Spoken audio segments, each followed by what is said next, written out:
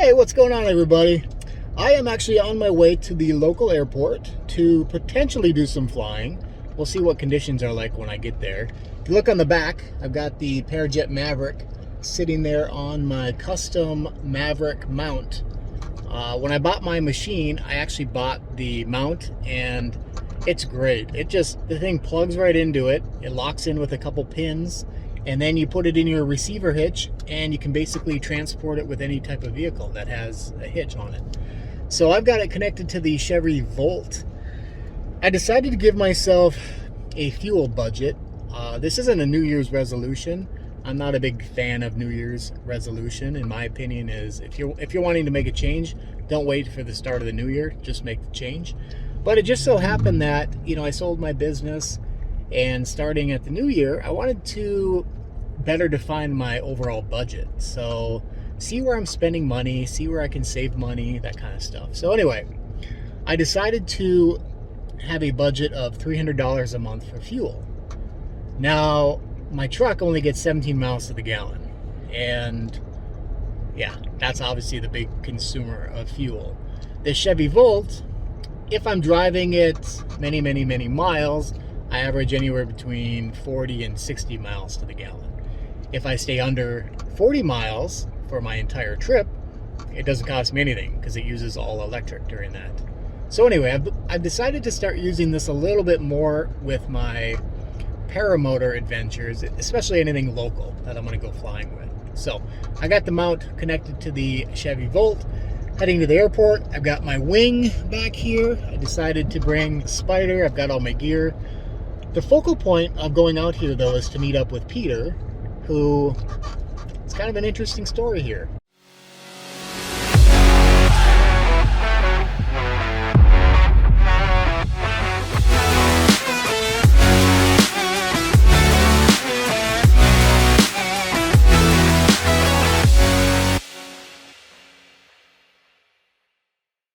So I've known this guy for a couple years. He bought some property from me, and that's how I met him. He has done so much work on this property, it's crazy. The guy's a workhorse. What he's trying to do is live more self-sustainable. So we put solar on his roof. He's got a bunch of animals. He stores a lot of stuff. He's just a really smart guy. And him and I have a lot in common that way. He's definitely thinking ahead more than I am. I've got a little bit more of a balance of, hey, live life and then plan accordingly. But anyway, he's an awesome guy. We get along great. He's got a really cool family. So one day I pulled up to his house in my pickup, and on the back of my truck I've got a paramotor sticker. And he asked me, he's like, "Do you fly?" And I said, yeah, I do. Do you? And he said no, but he had gone through the training, I want to say back in like 2013, 2015, something like that. He did some training through Black Hawk Paramotor. At that time, of course, Black Hawk was pretty popular, and he was learning to fly a quad. So he had actually picked up the equipment, and he was all ready to go. Went through the training, and toward the end of the training, he took off in the quad, and something happened where the wing came down a little bit, and anyway, he ended up having just a mild accident. I don't think there was any injuries, or maybe some equipment damage, that's about it. But it was enough to deter him from continuing. So we kind of put it away and said, I'm going to focus on other interests, other things going on in my life. So then he finds out that I fly, and he's still got this bug, this flying bug. So I said, oh man, you definitely got to get into it. So he's been out to the airport. He actually picked Travis and I up one time. Travis and I went flying. We got up through the fog, and the fog was so thick, so we had to fly to a nice open area, land over there, and then Peter came and picked us up in his truck and brought us back to the airport. We took off and did a little bit more flying. But anyway, so he's been rearing to go, but life, you got to have life kind of line up in order to make it all work. So life has now lined up for him, and he bought like a complete paramotor package. He got the Parajet Maverick with the Moster, a 28 meter Spider 3. He's got the helmet, the kiting harness, basically everything you need to get ready to go and start flying. Now, he's a smart guy, like I said, so he wants to go through the entire training, which he should. I definitely highly recommend it. So he was able to find a place in April up in Ohio. If you've gotten into this sport or you know how training goes, it gets booked out quite a ways out. You really have to plan ahead for training. So he was fortunate to find a slot there. And in the meantime, him and I are going to try to get together at the airport as much as we can so he can work on some kiting skills and just kind of getting some of the basics down. That's the main thing we want to work on at this point. And I'm just super excited for him. It'll be so much fun having another person in the area to fly with. And you know, Peter's just one of those guys where he's very enthusiastic, and it's something that's definitely needed in his life because, you know, he works hard. He's one of those guys who he puts in a lot of time and effort into things, and he just needs one thing for himself. So let's get out to the airport here and see what the weather looks like and just kind of have some fun, hang out.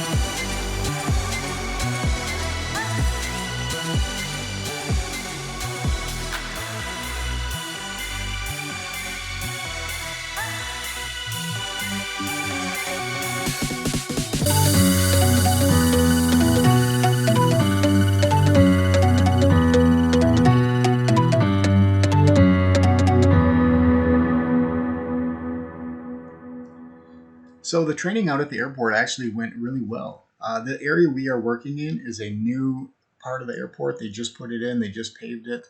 There's not much over here, so we have the area to use for kiting, for launching and landing. Works out really well. There were a couple planes that came through, but otherwise we had the space to ourselves. It was great.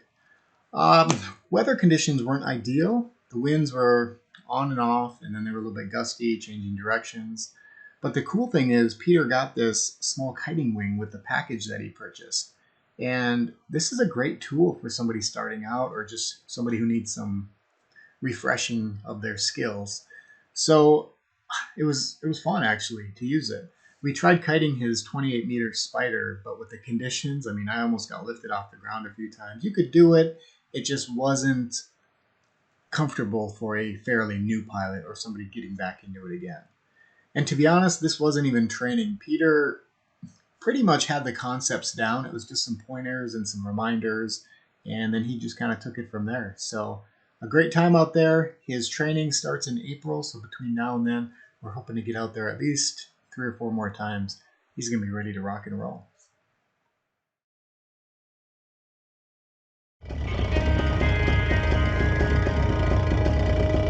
Too many days in the darkness without a glimpse of the light. Running tired and broken and scared, but I swear I'll never give up the fight. I see you broken and beat, head pulled down over your eyes. Every part of you wants to surrender, darling, you were meant to survive. With every start, we are born again. Open your heart, spend less time in your head. With every start, we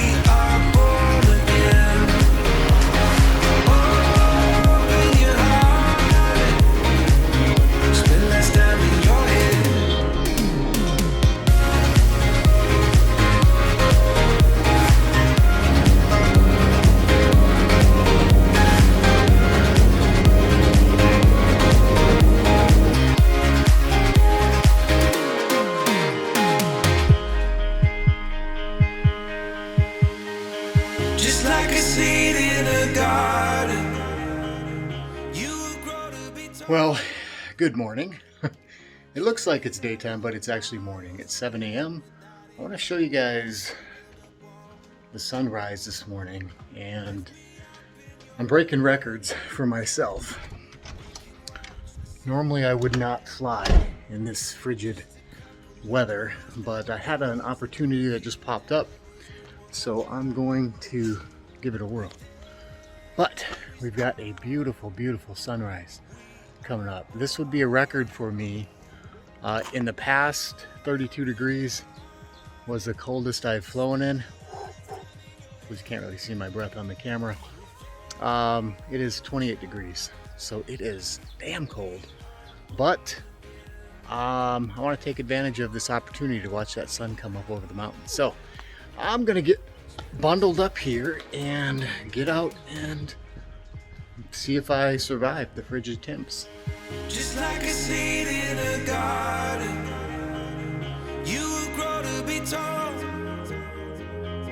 Staring out over miles of land without it, but wanting to build up walls. Lift me up in your branches, we can watch the sunrise. Just a couple of bruised up souls that believe that it was worth one more try. With every star, we are born again. Open your heart and spend a lifetime in your head. With every star, we are born again. Open your heart, spend less time in your head.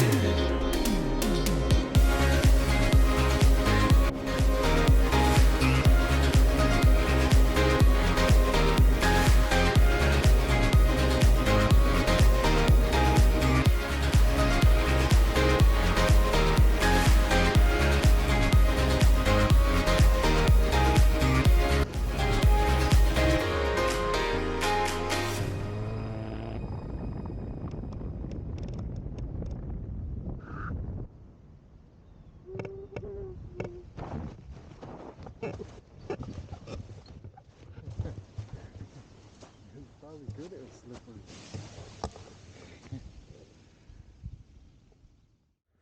Now that was a pretty awesome flight. It wasn't as bad as I thought it would be. My hands got a little bit cold. I've got these awesome motion heated gloves, and you put them on high, they really do a nice job. The heated jacket works. Having the goggles made probably the biggest difference. My face didn't get as cold. But yeah, otherwise having the fleece lined pants, my boots, it was awesome. So despite the fact that it's been so cold lately, you just got to tough it out and get out and fly. So I got inspired this morning. I watched a couple of videos from the people out at the Salton Sea fly-in, and I'm thinking, man, I'm missing out on that. So hey, I don't have to miss out on flying. You just got to bundle up for it. So pretty amazing views too. Got to watch the sun rise up over the mountains. There was a huge layer of fog over the river. Very awesome. So cool flight.